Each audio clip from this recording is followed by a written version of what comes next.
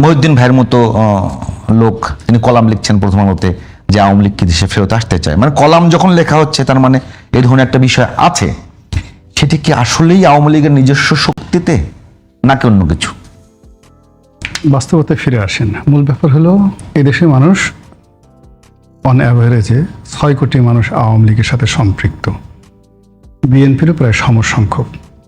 ক্ষমতায় যারা থাকে তাদের 1% 2% বেশি থাকে, বাকিগুলো অন্যান্য ছোট ছোট দল। এখন এই যে 6 কোটি মানুষ, যেটা স্বাধীনতা যুদ্ধের সময় 7.5 কোটি বাঙালি ছিল, তো এখন 18 কোটি মানুষের মধ্যে 6 কোটি মানুষ আওয়ামী লীগ করে, এর মধ্যে কয়জন মানুষ পালিয়ে গেছে, কয়জন মানুষ জেলে আছে? জেলে বড় জোর 1010 আছে সর্বোচ্চ। পালিয়ে গেছে সকলে, আমরা তাদেরকে চিনি, নট মোর দ্যান 1000। 1000-এর বেশি মানুষ পালিয়ে যায়নি। তো বাকি লোকগুলো কোথায়? আমাদের এই সমাজে আছে। তো এখন আপনি আওয়ামী লীগ পালিয়ে গেছে, আওয়ামী লীগ বলতে কি আপনি শুধু শেখ হাসিনাকে বোঝান, শেখ রেহানাকে বোঝান, বা আওয়ামী লীগ বলতে কি সালমান এফ রহমান বা আনিসুল হককে বোঝান? একটা বিশাল শ্রেণীর মানুষ। কঠিন বাস্তবতা হলো আজকের দিন পর্যন্ত টুলডেজ আমি এখানে বসে বলছি, যদি সরকারের সাহস থাকে, any body of the government they can challenge me. আমাদের ব্যবসা বাণিজ্য 60%, মোর দ্যান 60% আওয়ামী লীগের লোকজন এখনো পর্যন্ত নিয়ন্ত্রণ করছে। প্রয়োজনে তারা বিএনপির লোকজনকে ম্যানেজ করেছে, ঘাড়ি দিয়েছে, হায়ার করেছে, কমিশন দিচ্ছে, কিন্তু নিয়ন্ত্রণ করছে আওয়ামী লীগের লোকজন। সরকারি টেন্ডার বাণিজ্য, তারপরে চাঁদাবাজি, যা কিছু আছে, মূল যে নিয়ন্ত্রণ চাবিকাঠি আওয়ামী লীগের লোকের হাতে 80%। জামাত, এনসিপি বা বিএনপির যারা লোক আছে তারা সরও খাতে পারছে না, ছানাও খেতে পারছে না। ওখান থেকে যে একটু চনা বের হয় না, চুকা চুকা, ওইগুলো খাচ্ছে। এখন আওয়ামী লীগ গেল কোথায়? প্রশাসনের কথা চিন্তা করেন।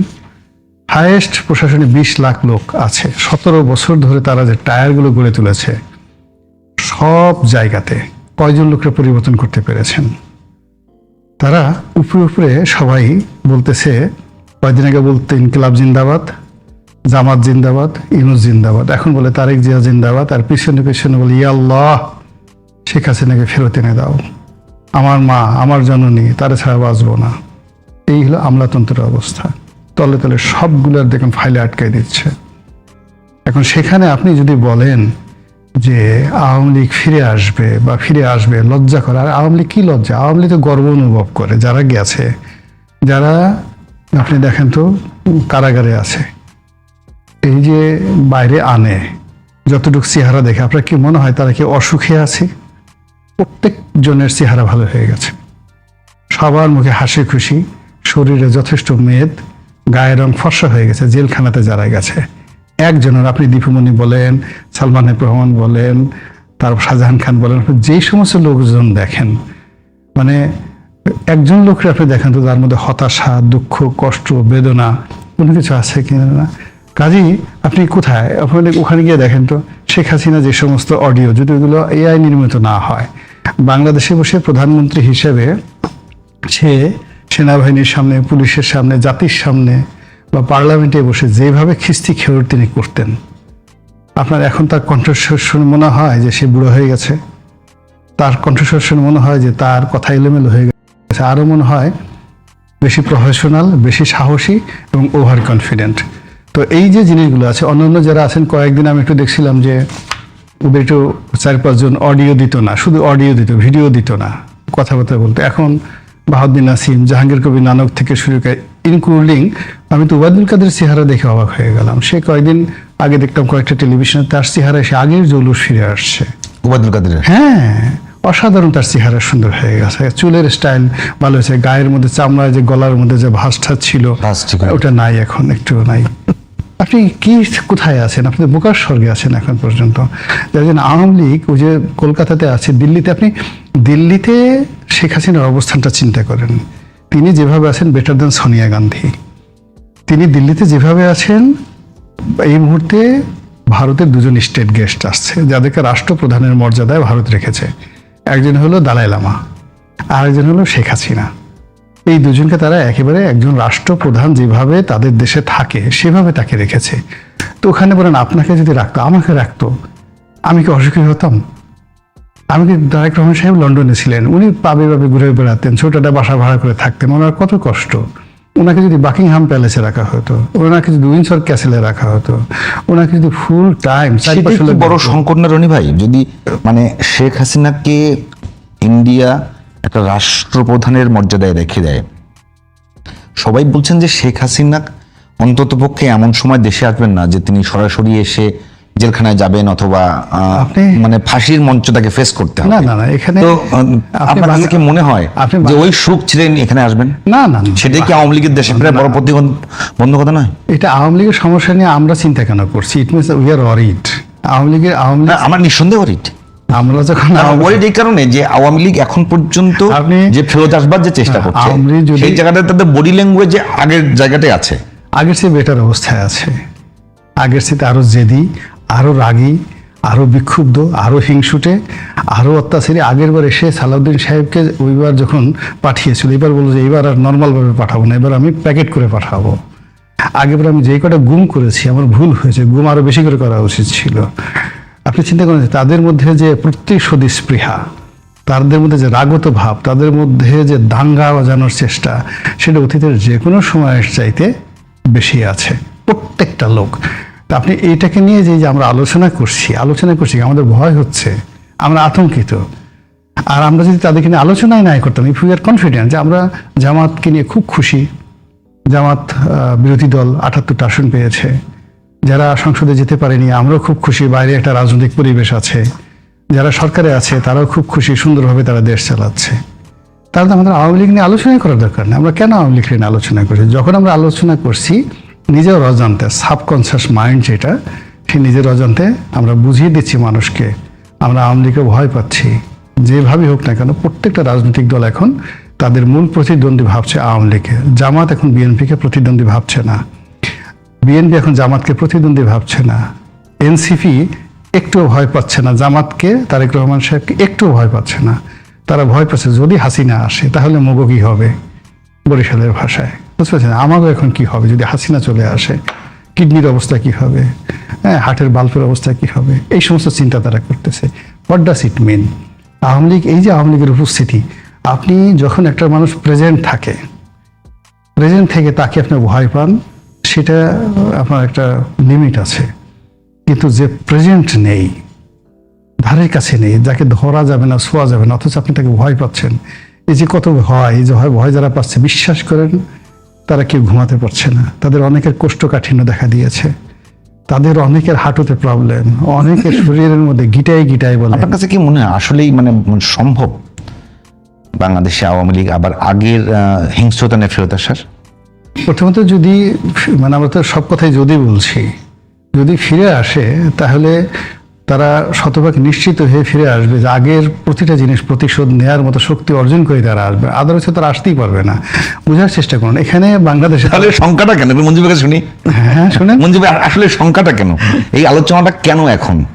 আপনারা তো রাজনীতি করেন, আপনারা তো এটা ভালোভাবে চিন্তা ভাবনা করছেন নিশ্চয়ই। না, আলোচনা থাকা মানে এটা না, যেটা রনি ভাই যেভাবে বলছেন, রনি ভাই তো আসলে অনেক হিউমার দিয়ে কথা বলেন, প্রকৃত মেসেজটা নেওয়া একটু কঠিন কখনো কখনো। প্রথম হচ্ছে যে আওয়ামী লীগ তো একটা বাস্তবতা, বাংলাদেশের রাজনীতিতে সে ক্ষমতায় ছিল, 3 বার সে ক্ষমতায় ছিল, বাংলাদেশের স্বাধীনতা সংগ্রামে তার ভূমিকা ছিল। সুতরাং আপনি হঠাৎ করে আওয়ামী লীগ তার চেতনা, তার রাজনীতি উধাও হয়ে যাবে বিষয়টা এমন না। সবচেয়ে বড় কথা হচ্ছে আওয়ামী লীগ বিদ্যমান। কি হিসাবে বিদ্যমান? প্রথম কথা হচ্ছে যে খুনি, লুটপাটকারী, দেশের গণতন্ত্র ধ্বংসকারী, নির্বাচন ব্যবস্থা বিনষ্টকারী হিসেবে একটা অংশের কাছে সে বিদ্যমান। আমরা যদি ভাগ করি বাংলাদেশের এই যেটা উনি বলেছেন যে 6 কোটি, আমরা যদি ভাগ করে 6 কোটি ধরে নিলাম, রনি ভাইয়ের যেহেতু পুরানো দল, একটু প্রেম ভালো আছে, তাহলে 6 কোটি যদি আপনার বাদ দেন, তাহলে বাকি যে 14 কোটি মানুষ, এই 14 কোটি মানুষের কাছে আওয়ামী লীগ কি হিসেবে বিদ্যমান? আওয়ামী লীগ, উনি যেটা বলছেন, ওনার কথা আমি ধরে নিলাম, ধরেন ভয়, ভীতি, নানা কথা, তার মানে এক ধরনের ভয় হোক, ঘৃণা হোক, খুনি হোক, লুটপাটকারী হোক, একটা ইমেজ হিসাবে আছে। এখন এই ইমেজটা যখন আওয়ামী লীগের বিরুদ্ধে আছে, এটা তো একটা রাজনৈতিক দল, মনে রাখতে হবে। রাজনৈতিক দলের মূল ভিত্তি হচ্ছে তার পলিটিক্যাল যে প্রপোজিশন বা তার যে নৈতিক ভিত্তি, সেটা হচ্ছে গুরুত্বপূর্ণ। আপনি যখন একটা ফ্যাসিস্ট হিসেবে আপনি যখন বিদ্যমান, তখন আপনাকে মনে রাখতে হবে দেশের বেশিরভাগ মানুষ আপনার বিরুদ্ধে। যেমন আপনি যদি এবার দেখেন যে এবারে প্রায় 70% মানুষ ভোট দিয়েছে বা 60-65% মানুষ ভোট দিয়েছে, তাহলে এই অধিকাংশ যে 60-65% মানুষ, হ্যাঁ, তারা কিন্তু আওয়ামী লীগের এই অ্যাবসেন্সটাকে, আওয়ামী লীগ যে নির্বাচনে নাই, তারা কিন্তু এটা মেনে নিয়েছে। ঠিক আছে, এখানে যদি আওয়ামী লীগের লোকে কেউ ভোট দিয়ে থাকে, সেও ধরে নিয়েছে যে না, আওয়ামী লীগ আর বাংলাদেশের রাজনীতিতে বর্তমান সময়ে আর প্রাসঙ্গিক না। বাংলাদেশে আওয়ামী লীগ তখনই প্রাসঙ্গিক হবে যখন আরেকটা কোনো রিজিম এরকম একটা গণহত্যা। আমি একটু অ্যাড করে দেবো জি, জি। একটা বিষয়। আপনি হয়তো বলবেন যে আর যে আওয়ামী লীগ যে পথে গেছে ওই পথে হয়তো ফেরত আসতে হবে, আর একটা গণ অভ্যুত্থান বা আপনি যা বিপ্লবটাই বলেন। আমার প্রশ্ন হলো কি, যে কোনো রাজনৈতিক দলের ধরেন এই আরবান সোসাইটি যারা আছে, তো তারাই তো মোটামুটি রাজনৈতিক দলটার স্টিয়ারিংটা ধরে রাখে, এবং সাথে রনি ভাই যেটা বলছিলেন যে এটার মধ্যে যারা বেসিক্যালি ব্যবসায়িক শ্রেণী থাকে, আর্থিকভাবে যারা urban middle class, middle class যেটা, তো সেই জায়গাটা এখন পর্যন্ত আওয়ামী লীগকেই তাদের একমাত্র ত্রাণকর্তা মনে করছে, এবং তারা এখন পর্যন্ত নিয়ন্ত্রণে আছেন, সাথে আমলাতন্ত্র আছে। তো যদি তারা আবার ওয়েল অর্গানাইজড হয়ে যায়, তাহলে কি বাকি যে সমর্থন, সেটা তো আবার অর্গানাইজড করা খুব বেশি কঠিন হবে না? সেই জায়গাতে আপনারা যে রাজনৈতিক দল আছেন, আপনারা কি নিজেদের মধ্যে কোনো ঝামেলার কারণে ওই জায়গাটাকে ওয়েলকাম করছেন কিনা? অভিযোগ কিন্তু আপনাদের প্রত্যেকের বিরুদ্ধে আছে। এটা আপনি ঠিকই ধরেছেন। প্রথম কথা হচ্ছে যে আমরা নির্বাচনের সময় কি দেখেছি, নির্বাচনের সময় উপরে যে যাই বলুক, একদম ফিল্ড লেভেলে যেটা আমরা দেখেছি সেটা হচ্ছে বিএনপিও আওয়ামী লীগের ভোট পাওয়ার জন্য চেষ্টা করেছে। আপনি মির্জা ফখরুল ইসলাম আলমগীরের একটা বক্তব্য দেখবেন, উনি ওখানে বলছেন তার ঠাকুর গায়ে যে নৌকা নাই, ধানের শীষ আছে আপনাদের জন্য, নৌকা পালাই গেছে, ধানের শীষ আপনাদের জন্য আছে না, এরকম একটা বলেছেন, এবং বলেছেন আপনাদেরকে আমরা দেখে রাখবো। মির্জা ফখরুল সাহেবের বক্তব্যটা ভাইরাল হয়েছে, কিন্তু আপনি অন্যান্য দলের যারা ভিতরে ভিতরে কি বলেছে সেটা তো ভাইরাল হয় নাই। সব জায়গায় আপনি দেখবেন টুকটাক জামাতের লোকেরা, বিএনপির লোকেরা আওয়ামী লীগের ভোট পাওয়ার জন্য, আমাদের রিলিজিয়াস মাইনরিটির ভোট, কমিউনিটির ভোট পাওয়ার জন্য সবাই সব ধরনের চেষ্টা বিভিন্নভাবে কাজ করেছে। এটা ভোটের রাজনীতিতে এটা হয়। এখন কথাটা হচ্ছে কি, সে ততটুকু বিএনপি বলেন, জামাত বলেন, এনসিপি বলেন, তারা লোকালি আওয়ামী লীগকে ততটুকু গ্রাহ্য করবে, ততটুকুই স্পেস দিবে যতক্ষণ তার স্বার্থ, যতক্ষণ থেকে আওয়ামী লীগের ওই জন্য বলেছেন যে চনা টনা পাচ্ছে টাচ্ছে বা উপরি, যখনই সে আরো পায়, আরো সে কিন্তু পাবে। কারণ আওয়ামী লীগের যে সমস্ত ব্যবসায়ীদেরকে বিএনপি শেল্টার দিচ্ছে বা লোকাল জামাত শেল্টার দিচ্ছে বা এনসিপি কোথাও শেল্টার দিচ্ছে, ততক্ষণ পর্যন্ত সে শেল্টার দিবে যতক্ষণ পর্যন্ত সে দেখবে এই আমার অস্তিত্বের জন্য হুমকি না। যখনই দেখবে তার অস্তিত্বের জন্য হুমকি, আপনি দেখবেন এই যে নোয়াখালীতে না কোথায় না চট্টগ্রামে কোথায় দেখলাম আওয়ামী লীগের বিশাল মিছিল হয়েছে, হ্যাঁ, তারপরের দিনই দেখবেন পুলিশ একটা কম্বিং অপারেশন চালিয়েছে, এবং অপারেশন চালিয়ে মিছিলে যারা ছিল এবং মিছিলে যারা ছিল না আওয়ামীপন্থী তাদেরকে গ্রেফতার করেছে। আমি দেখেছি কোথাও কোথাও আওয়ামী লীগের নেতাদের বিরুদ্ধে মামলা হয়েছে, কারণ আওয়ামী লীগ যদি এখন আওয়ামী লীগের নামে কোথাও মিছিল করে, আপনি কিন্তু মামলা করতে পারবেন, যেহেতু তার কার্যক্রম নিষিদ্ধ আছে আইনগতভাবে। ফলে কেউ যদি মিছিল করে তাকে নিষিদ্ধ ঘোষিত দল আকারে আপনি তাকে বিরুদ্ধে মামলা করতে পারবেন। ফলে আপনি দেখবেন যে কোথাও যদি আওয়ামী লীগের একটা মিছিল হয়, এটা আমরা জামাতের সময়ও দেখেছি, কোনো জায়গায় যখন জামাতের লোকেরা মিছিল করতো আওয়ামী লীগের পিরিয়ডে, কি হইতো, সেখানে পরের দিন রাত্রেবেলা দেখতেন জামাতের নামে বহু লোককে ধরে নিয়ে আসতো। তো জামাতের মূল নেতাদেরকে তো পাইতো না, পাইতো হচ্ছে সব দুর্বল ওই কোনো না কোনো মাদ্রাসার শিক্ষক, এদেরকে ধরে এনে দেখাইতো যে জামাতের 50 জনকে গ্রেফতার করেছে। এখনো এই ঘটনাগুলো ঘটতে থাকবে। আওয়ামী লীগ কোথাও মিছিল করলে তারপরের দিন পুলিশের উপরে প্রেশার পড়বে, এসপি সাহেবকে তলব করবে, আইজি সাহেব, স্বরাষ্ট্রমন্ত্রীর উপরে চাপ পড়বে, উনি ওখানে বলবে যে ধরো আওয়ামী লীগ। দেখবেন 20, 25টা, 30টা, 50টা কোথাও আওয়ামী লীগ, কালকে আমি দেখি 64 জন কতজন কোথায় যেন গ্রেফতার করেছে। এখন এই রাজনীতির এই চোর পুলিশ খেলাটা আওয়ামী লীগ খেলবে, কারণ আওয়ামী লীগের স্ট্যাটাসটা তো ওই জায়গায় নেমে গেছে। আপনি দেখবেন জনমানবহীন জায়গায় 15-20 জন মিছিল করতেছে। কালকে কোথাও একটা দেখলাম, এগুলো সত্য না মিথ্যা আমি জানি না, দেখলাম যে একটা মিছিল আসতেছে, একজন দাঁড়ায় যেন কি বলছে, পড়া সবাই আস্তে করে সরে গেছে। এটা আওয়ামী লীগের জন্য খুব অপমানজনক, কিন্তু আওয়ামী লীগ এটা করছে, এটা তার জন্য প্রকৃতির শাস্তি। আওয়ামী লীগ যখন আগে দেখতাম যে বিএনপি লোকেরা মিছিল বের করলে আওয়ামী লীগের এক সান্ডা মার্কা একটা লোক দাঁড়ায় কি বলতেছে, বিএনপি লোকরা ভয়ে চুপসে যাচ্ছে বা জামাতের লোকেরা চুপসে যাচ্ছে।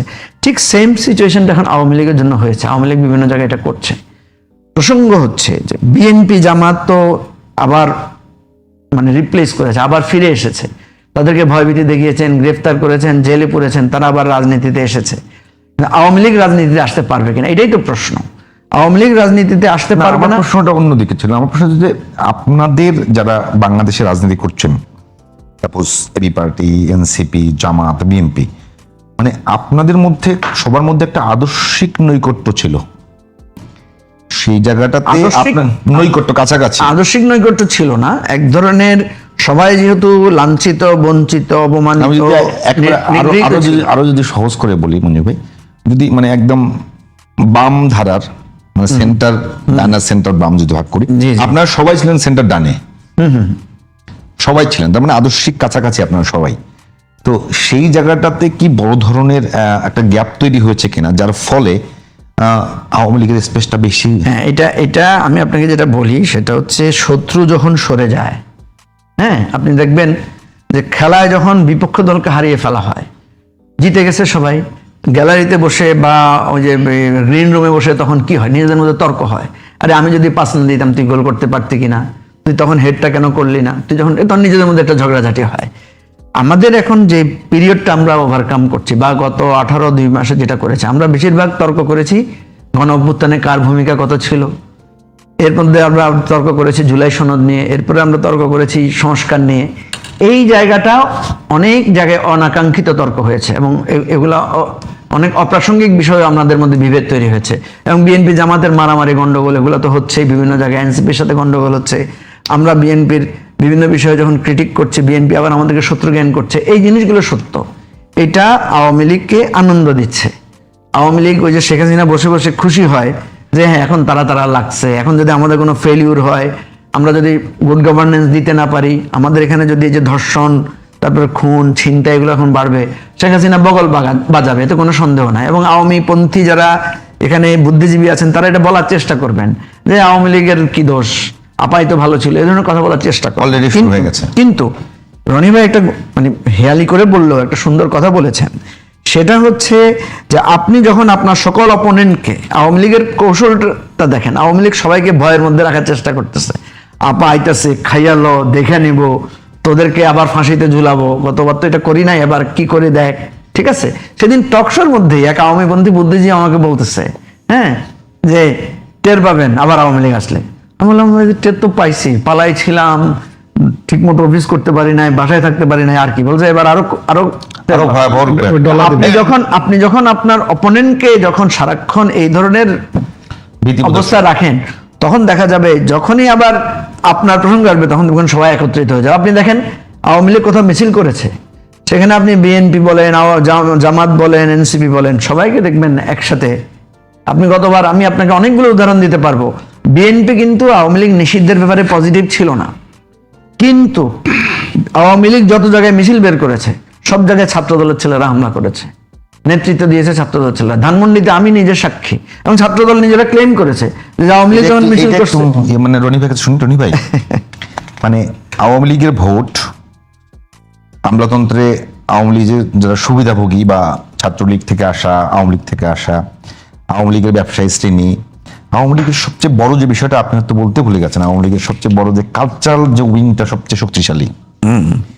তো এগুলোর সমর্থন নিতে গিয়ে কি কোনো দল তার রাজনৈতিক যে আদর্শ সেই জায়গা থেকে সরে আসছে? প্রথমত হচ্ছে এই মানে যারা মানে তখন কি আসলে আওয়ামী লীগের আর দরকার পড়বে না এরকম কিছু?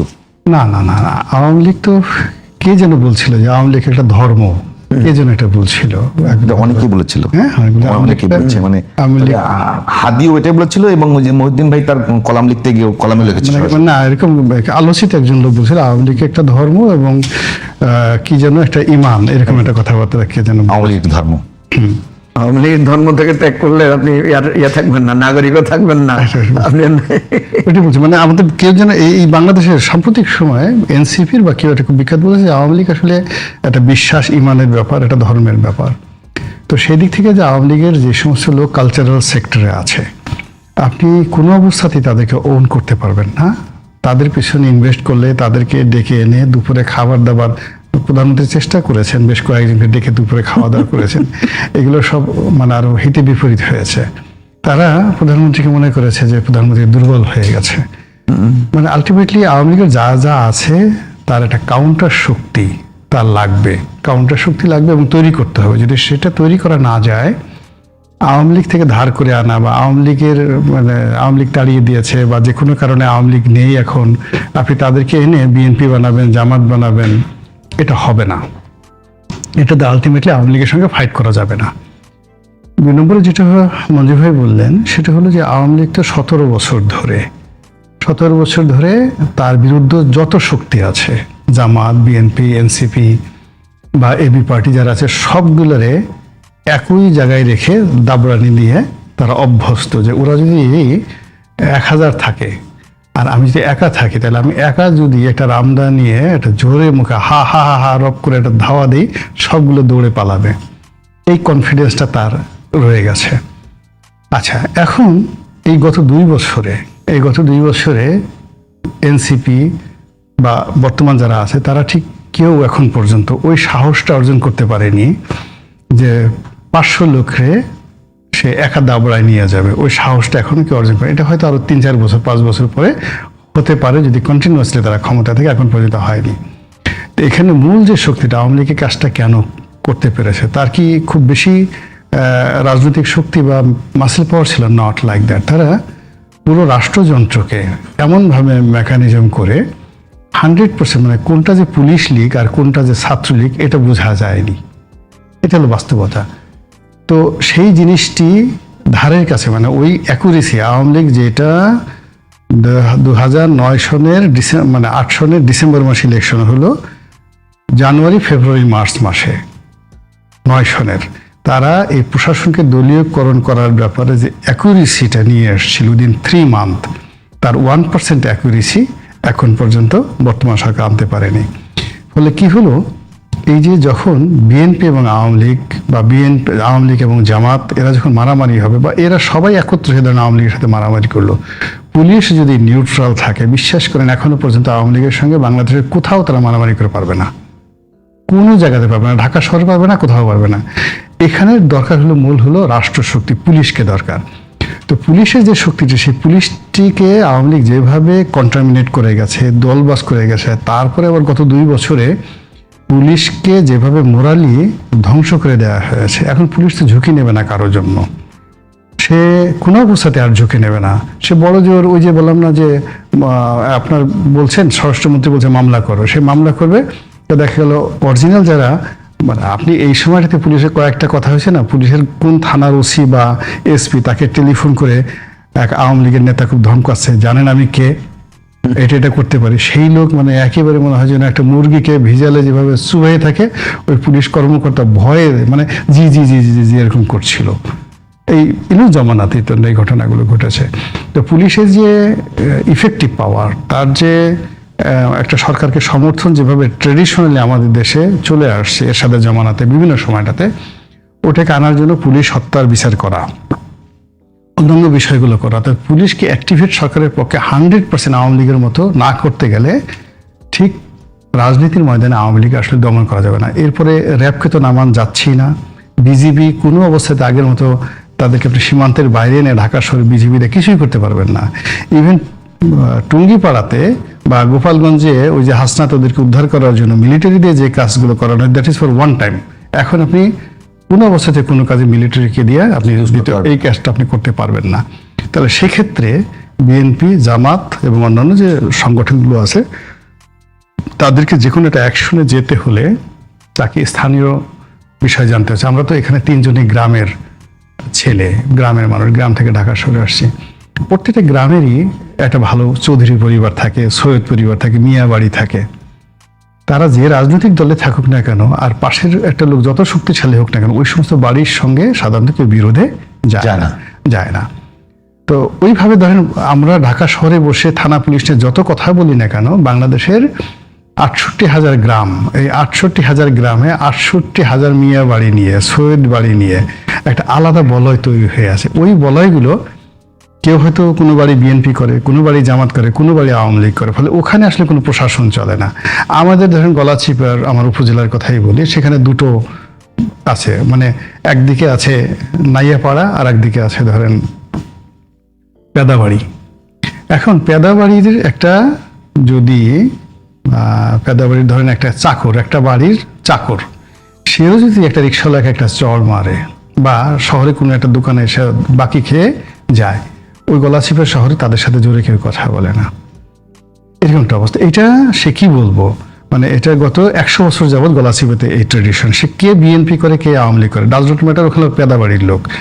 আবার শহরের অন্য অংশে আছে নাইয়াপাড়া, তো সেখানে কথা নাই বার্তা নাই, 5-6 হাজার নারী পুরুষ একসাথে দেশীয় অস্ত্র শস্ত্র নিয়ে হই হুল্লোড় করে বের হয়ে যাচ্ছে, এবং তাদের সঙ্গে কে বিএনপি করে, কে জামাত করে ব্যাপার না, ওইটা নাইয়াপাড়ার লোক। নাইয়াপাড়ার লোকের সাথে কারোর সঙ্গে করা যাবে না, এই বাস্তবতা। এখানে পুলিশও রিস্ক নিতে যায় না। আপনি জঙ্গল সল্লিমপুরে কি হচ্ছে ওখানে, মানে যে বাস্তবতাটা হচ্ছে, সেই বাস্তবতাটাগুলো পুলিশ প্রশাসন কেউ বুঝতে পারছে না যে আসলে ওখানে জনগণ কি চাচ্ছে, কিংবা রাজশাহী বিশ্ববিদ্যালয় কেন এত ওই এলাকাটাতে জামাত এত জনপ্রিয়, চট্টগ্রাম বিশ্ববিদ্যালয় কেন শিবির এত শক্তিশালী, এখানে ওখানে যে এটা যাকে বলা হয় যে ইংরেজিতে একটা শব্দ আছে, সেটা হলো কম্প্যাশনেট।